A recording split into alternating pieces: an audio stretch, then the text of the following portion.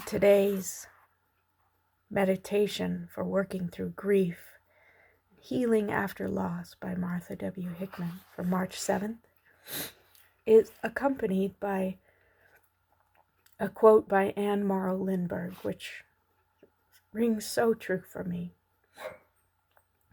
She wrote, "I do not believe that sheer suffering teaches.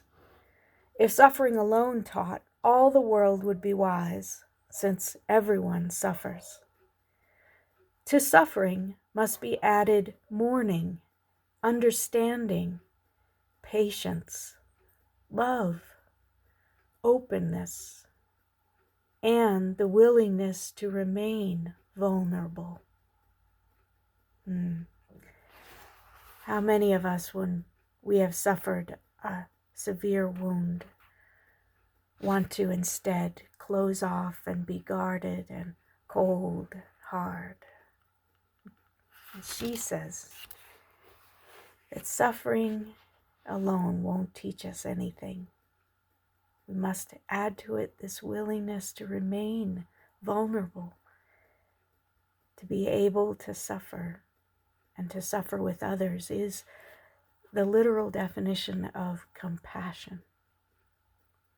To be with our pain, with kindness and mourning and understanding, patience, love and openness, allows us to be with the pain of others in that same gentleness and long-suffering stance.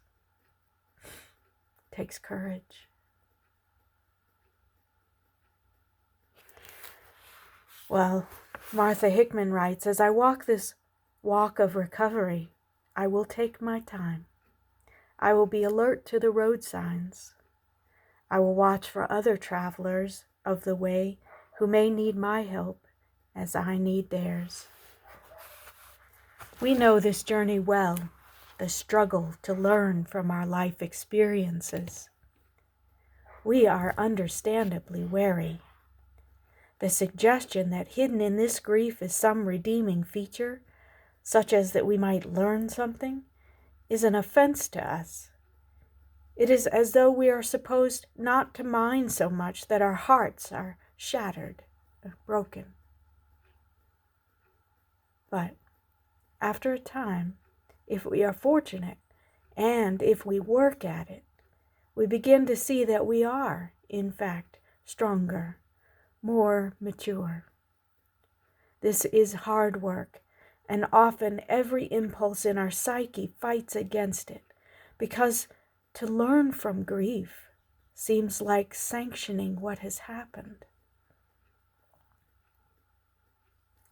But we are, almost in spite of ourselves, feeling better. We have made the journey from a world that was into a world that is. And as with all journeys, it has required commitment, initiative, adaptability, and the willingness to give and receive help. That's so true.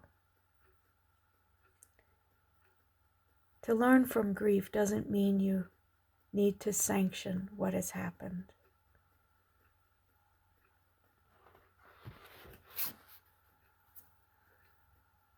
It means for me that I can bless myself in the midst of and in spite of what has happened, and I can trust that God's grace is still greater than all my sorrow and suffering and broken-heartedness. There's so much to unpack in today's meditation.